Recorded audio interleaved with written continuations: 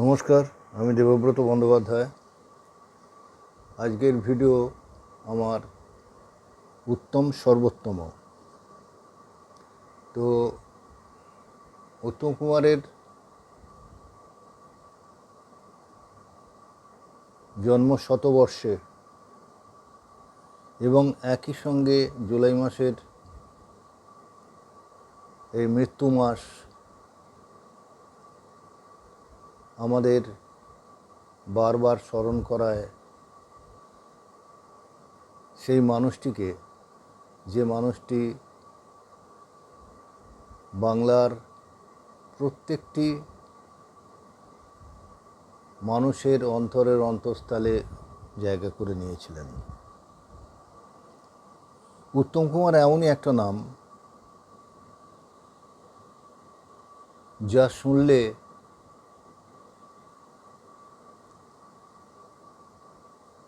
Cinema প্রেমী সমস্ত মানুষই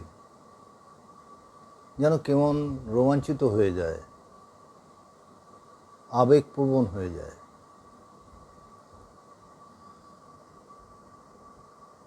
উত্তম কুমার আমাদের বলা যায় আত্মীয় ছিলেন। সম্পর্কে উনি আমার দিদির ভাসুর ছিলেন। সেই সূত্রে উত্তম কুমারের বাড়িতে আমাদের নিয়মিত যাতায়াত ছিল। আমার বাবা ডাক্তার ছিলেন এবং দিদির বিয়ের পর উত্তম কুমারের নিয়মিত চিকিৎসা বাবা করতেন। সেই সূত্রে উত্তম কুমারের সঙ্গে যতবার গেছি উত্তম কুমারের বাড়ি, উনি আমাদের সময় দিয়েছেন অত কাজের মাঝখানেও। তো উত্তম কুমারের সঙ্গে আমার মনে হয় কারোর তুলনা করা উচিত হবে না, কারণ উত্তম কুমার একজন বিশাল মাপের অভিনেতা ছিলেন। ওই যে একটা কথা আছে না, স্যাগরার ঠুকঠাক কামারের একঘা। তো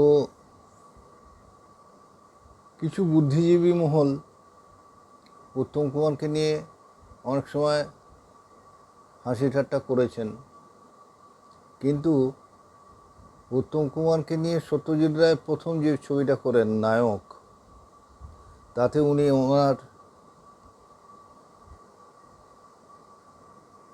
যে কত বড় অভিনয় দক্ষ মানুষ, এবং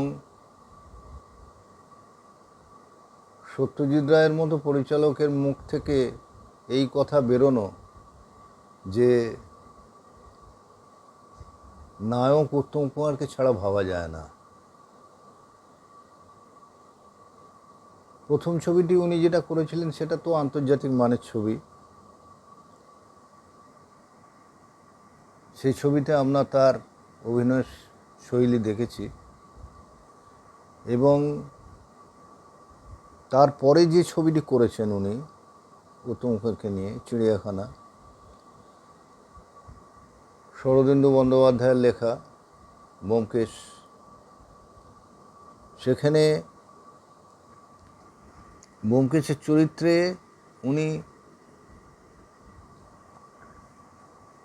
যে অভিনয় করেছিলেন তাতে একবারও মনে হচ্ছিল না যে ব্যোমকেশ আর উত্তম কুমার আলাদা। কি অসাধারণ অভিনয় সেখানে উনি করেছেন। যারা বইটা দেখেননি আমি তাদের বলবো বইটা দেখতে।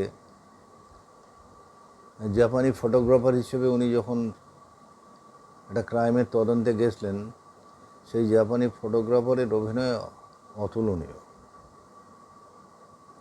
আর তারপর ব্যোমকেশের চরিত্রে উনি যখন এক একজনকে জেরা করছেন, তখন মনে হচ্ছিল না যেন ইনি উত্তম কুমার। শরদিন্দু বন্দ্যোপাধ্যায় যা লিখেছিলেন, যা চেয়েছিলেন, উত্তম কুমার ঠিক ঠিক সেইভাবে উনি পরিপূর্ণ করেছিলেন ব্যোমকেশের চরিত্র। এই অসাধারণ স্মার্টনেস আমরা তার ছবিতে পেয়েছি, চিড়িয়াখানা ছবিতে 1967 সাল, এবং নায়কটা করেছিলেন উনি 1966 সালে, 66-এ। তো আমার মনে হয় আমরা বাঙালিরা এই চিড়িয়াখানা বইটা ঠিক মূল্যায়ন করতে পারিনি। ওখানে শুভেন্দু চট্টোপাধ্যায় খুব সুন্দর অভিনয় করেছিলেন, এবং শৈলেন মুখোপাধ্যায়, অজিত বন্দ্যোপাধ্যায় যে চরিত্রে অভিনয় করেছিলেন, ওই সহকারী অজিত, সেখানে খুব সুন্দর অভিনয় করেছিলেন। আর শ্যামল ঘোষাল ভিলেনের রোলটা করেছিলেন, খুব ভালো করেছিলেন। তো উত্তম কুমার এমন একজন শিল্পী যে কোনো চরিত্রে উনি চরিত্রের সঙ্গে মিশে যেতেন। এই শৈলীগুলো আমরা পাই সাধারণত হলিউডে যে অ্যাক্টররা রয়েছেন তাদের মধ্যে আমরা ওনার এই অভিব্যক্তিগুলো পাই। যেমন আপনার মার্লন ব্র্যান্ডো, পিটার ওটুল, গ্রেগরি পেক, পল মুনি, এদের অভিনয় শৈলী এত সুন্দর, তাদের পার্সোনালিটি, তাদের বাচনভঙ্গি, তাদের তাকানো,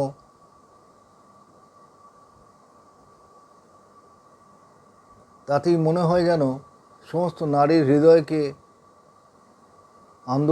আন্দোলিত করতেন। এবং আমার মনে হয় ম্যাটিনি আইডল বা হার্টথ্রব যাই বলুন, উত্তম কুমার বাংলার প্রত্যেকটি নারী পুরুষের হৃদয় জয় করেছিলেন। জানি না কত জন্মের পুণ্যফলে উনি ওরকম একটা সুন্দর চেহারা পেয়েছিলেন, হিরোইক চেহারা, ম্যানলি ফিগার যাকে বলে। তাতে মানুষ অটোমেটিক্যালি তার ফ্যান হয়ে যেত।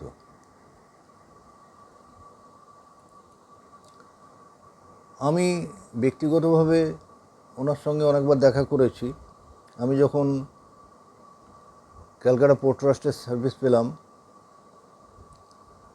তখন ওনার জন্য মিষ্টি নিয়ে গেছিলাম। তো উনি আমাকে, আমি একটা সাধারণ মানুষ, উনি আপ্যায়ন করেছিলেন। উনি গাড়িতে যেতে যেতে গাড়ি থামিয়ে আমাকে বলেছিলেন যে কী ব্যাপার তুই? আমি বললাম, প্রথমটা আমি আপনার জন্য মিষ্টি এনেছি, আমি আপনার অফিসে চাকরি পেয়েছি। উত্তম কুমার ক্যালকাটা পোর্ট ট্রাস্টে, তখন পোর্ট কমিশনার ক্যালকাটা নাম ছিল, ক্যালকাটা পোর্ট ট্রাস্ট নাম ছিল না। তো ওনার ডিপার্টমেন্টে গিয়ে আমি চাকরি পেয়েছিলাম। তো বললো, বেশ ভালো কথা, রেখে যা, আমি রাত্রি বাড়িতে এসে মিষ্টি খাবো। তো এই যে এত বড় মানুষ হয়ে একজন সাধারণ আমার মতো লোকের সঙ্গে এই বিহেভ করলেন উনি, আমার আজও মনে আছে সেদিনের কথা। আর আমি যখন প্রথম ওনার বাড়িতে গেছিলাম জামাইবাবুর সঙ্গে, তখন আমাকে দেখে উনি বলেছিলেন যে ছেলেটা কে রে? তখন জামাইবাবু বলেছিলেন যে আমার শালা হয়। বলে, ছেলেটাকে একটু লক্ষ্য রাখিস, এডুকেশনটা কমপ্লিট করে নিয়ে আসবি, ছেলেটা খুব চার্মিং, তো যদি এই লাইনে আসতে চায় ছেলেটা সাইন করবে। যদিও সেটা আমার সম্ভব হয়নি, কারণ আমি প্রফেশন হিসেবে ওই লাইনে যাইনি, গান বাজনা টুকটাক করি। হেমন্ত মুখোপাধ্যায় আমার প্রিয় শিল্পী। তো উত্তম কুমার আমার মনে হয় যে বিশ্ববন্দিত হয়েছিলেন নায়কের জন্যে, আর বাংলার উনি নয়নের মণি ছিলেন। তো আজকের এই এপিসোডে গুটি কয়েক কথা বলা ছাড়া তো কোনো সুযোগ নেই, কারণ ওনার সম্বন্ধে বলতে গেলে 100টা এপিসোড হয়ে যাবে। আমি স্কুল কলেজ লাইফে নাটকও করতাম। তো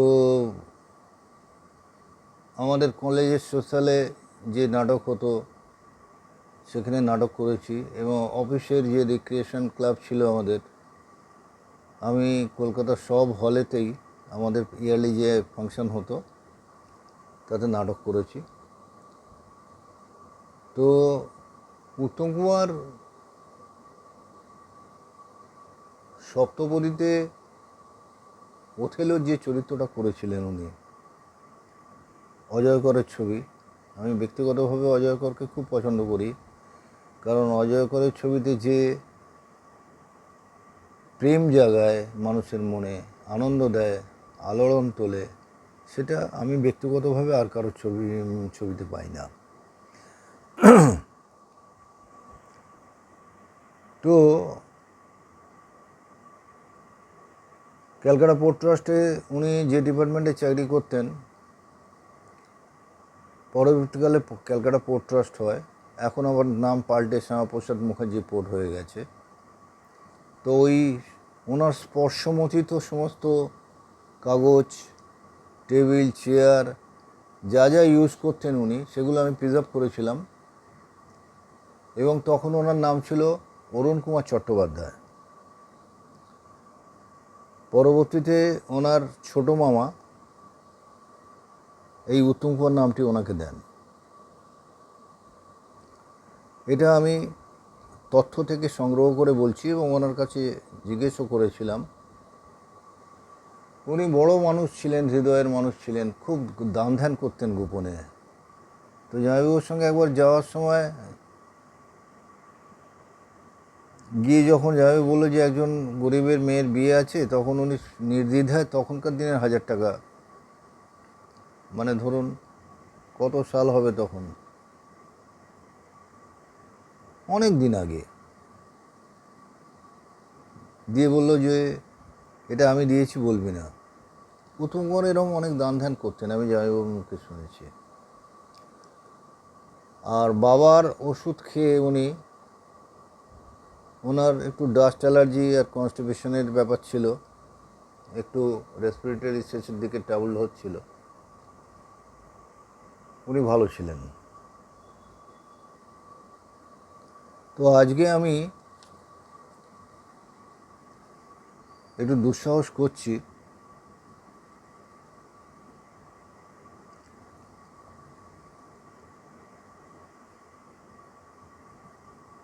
সপ্তপদীতে ওথেলোর যে অভিনয় করেছিলেন তার একটু ডায়ালগ আমি আপনাদের পড়ে শোনাব।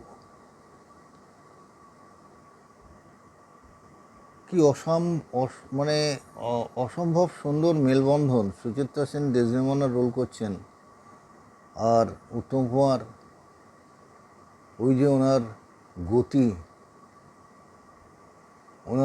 ওনার মুভমেন্ট, ওনার অ্যাকশান, ওনার চরিত্রের সঙ্গে মিশে যাওয়া। ওথেলো দু মুর, শেক্সপিয়ারের বিখ্যাত নাটক থেকে উনি ওটা করেছিলেন। আর এই ডায়ালগটা আরও গুণীজন একজন আমাদের প্রিয় বাংলার উৎপল দত্তের, তো সেখান থেকে এই পাঠটা আমি করছি। আগে আমার এটা মুখস্থই ছিল, আমি মুখস্থ বলতে পারতাম, কারণ ইংরেজি নাটক আমরা করেছি, বঙ্গানুবাদ অনেক নাটক। তারপরে বাংলার আপনার অজিতেশ বন্দ্যোপাধ্যায়, উৎপল দত্ত, সৌম্য মিত্রের, মোহিত চ্যাটার্জি, এদের নাটকও আমরা করেছি। আমাদের অফিস ফাংশানে যেগুলো হতো কলকাতার সব থিয়েটার হলেই, বাংলা নাটকও হতো। তো আজকে আমি এই ওথেলোর এই এই দুঃসাহস করছি,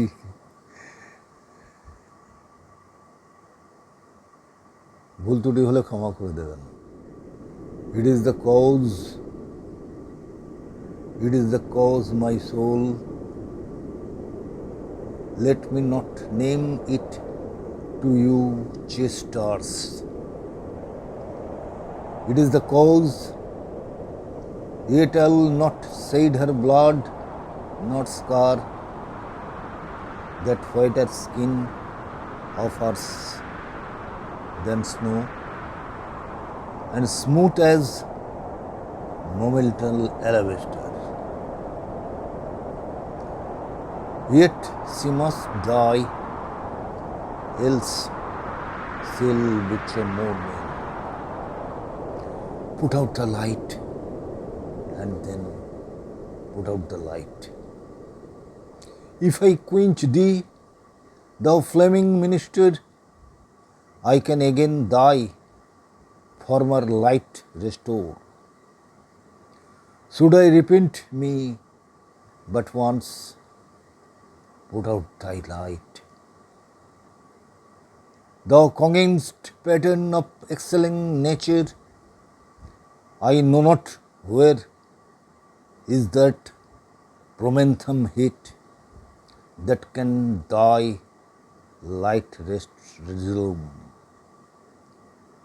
When I have plucked thy rose, I cannot give it vital growth again.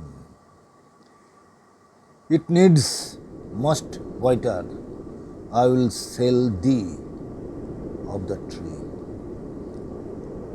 O blamy breath that does amongst persuade, just it to break her sword once more. Be thus when thou art dead, I will kill thee and love thee after one more, and thus the last. So sweet was need, so fatal I must weep, but thy are cruel tears. These sorrows heavenly, it strikes where it doth love, she wakes. নমস্কার। তো এই নাটক, এটা আমার profession না। আমি নাট্যপ্রেমী ছিলাম, কিন্তু সিনেমা প্রেমীও ছিলাম। উত্তম কুমার আজ 47 বছর প্রায় হতে চলল, উনি নেই। কিন্তু সেই ক্রেজ, সেই আমাদের বাংলার মানুষের ভালোবাসা, সেই আবেগ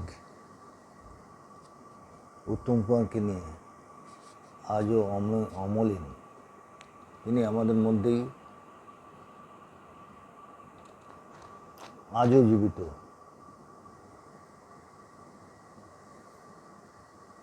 যেদিন উনি মারা গেলেন, আমি অফিসে সেদিনে কাজ করছি, হঠাৎ খবর পেলাম। কাজের খুব চাপ ছিল, আমি পরে গেছিলাম। সকলকে দেখলাম চোখের জল ফেলছে। সুচিত্রা সেন, সৌমিত্র চট্টোপাধ্যায়, অনুপ কুমার, সমস্ত পরিচালকরা, সত্যজিৎ রায় সমেত। হঠাৎ কি হলো, এই ইন্দ্রপতন। কেঁদে আকুল সবাই। বিশেষ করে কেওড়াতলা শ্মশানে নিয়ে যাওয়ার সময় আমি প্রচুর মহিলাদের দেখেছি যারা নিজেদের শাঁখা ভেঙে ফেলেছেন, যারা উত্তম করে নিজের অন্তরে বসিয়ে রেখেছিলেন। সেই দৃশ্য ভোলার নয়।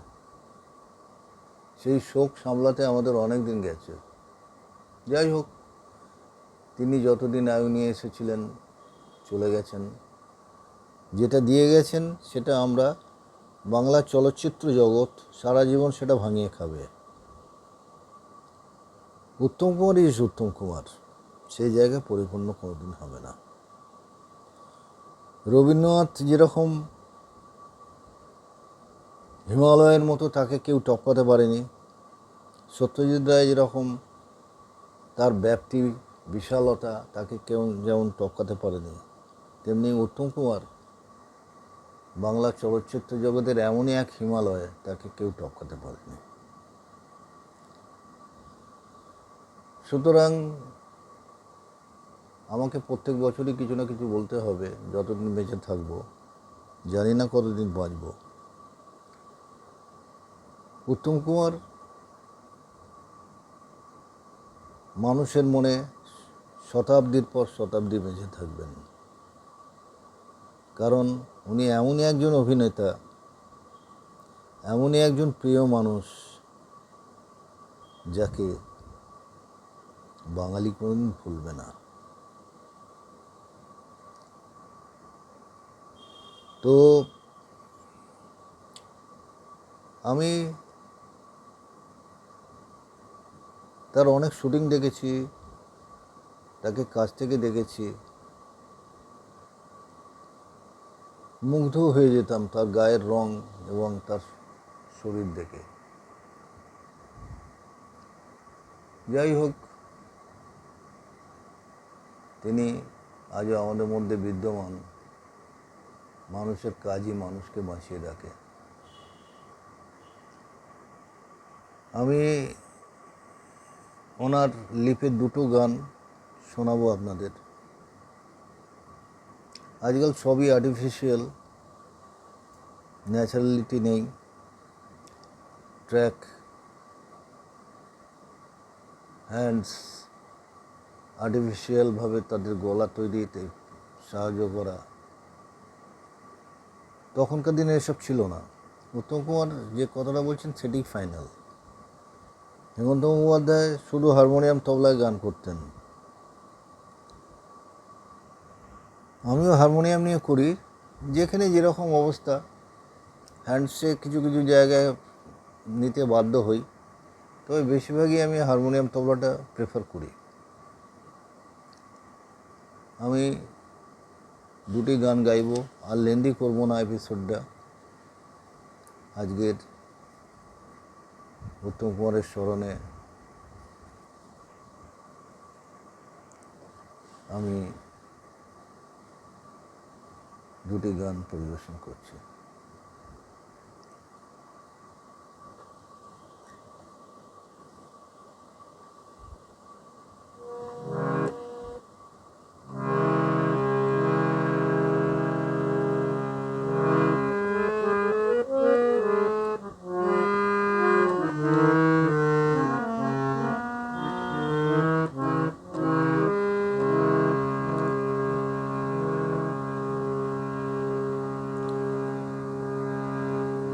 বসে আছি পথ চেয়ে ফাগুনের গান গেয়ে, যত ভাবি ভুলে যাব মন মানে না। বসে আছি পথ চেয়ে ফাগুনের গান গেয়ে, যত ভাবি ভুলে যাব মন মানে না, মন মানে না।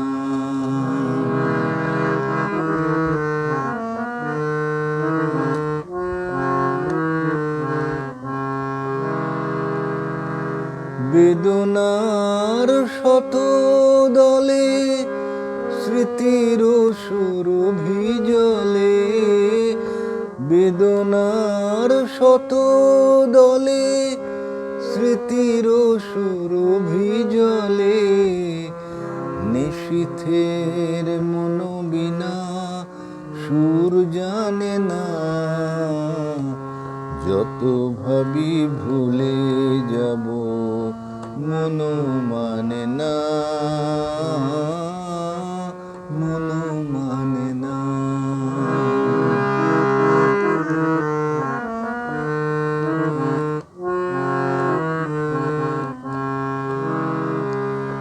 আজ তুমি নেই সাথে, ভুলে থাকার ছলনাতে মনে মনে ভাবি শুধু তোমারই কথা। পাওয়া না পাওয়ার মাঝে অচেনার সুর বাজে, সুরভিত বিরহের মর্ম ব্যথা।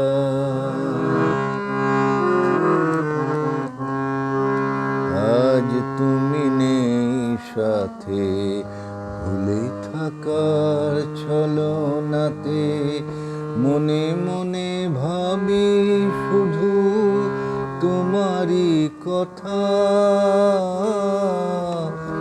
পাওয়া না পাওয়ার মাঝে অচেনার সুর বাজে, সুরভিত বিরহের মর্ম ব্যথা।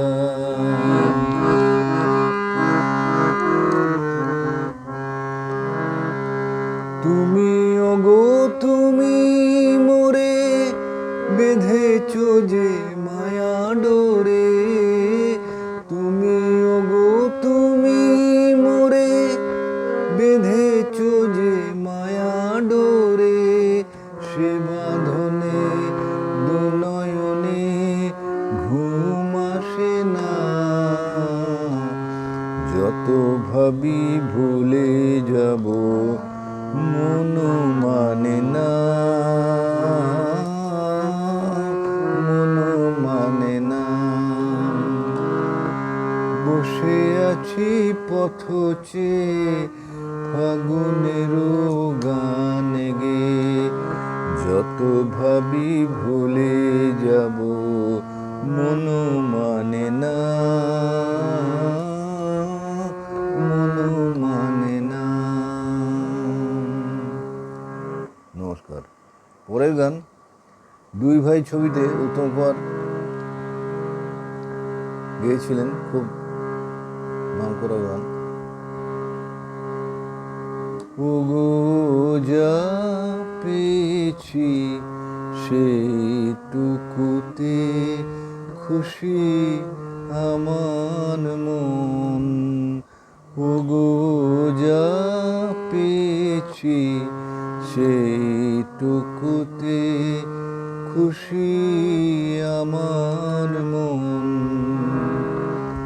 কেন একলা বসে হিসেব কষে নিজের আর কাঁদাই অকারণ, ওগো যা পেয়েছি সেইটুকুতে খুশি আমার মন।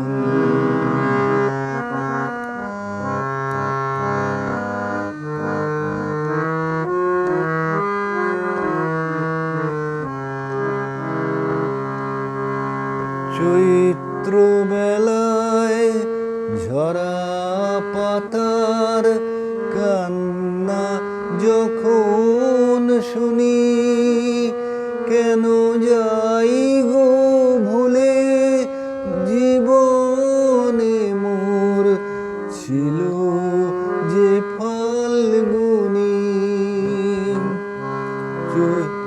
চৈত্র বেলায় ঝরা পাতার কান্না যখন শুনি, কেন যাই গো ভুলে জীবনে মোর ছিল যে ফাল্গুনি।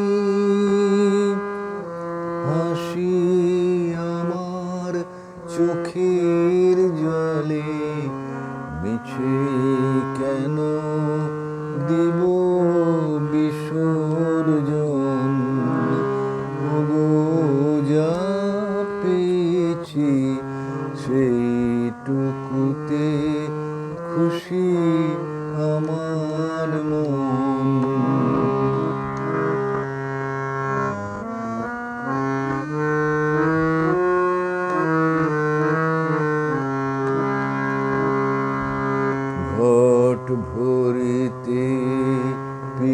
জল ঘাটে না আসে কেউ যদি, তবু চলার পথে যায় কি থেমে, নদী ঘাটে না আসে কেউ যদি।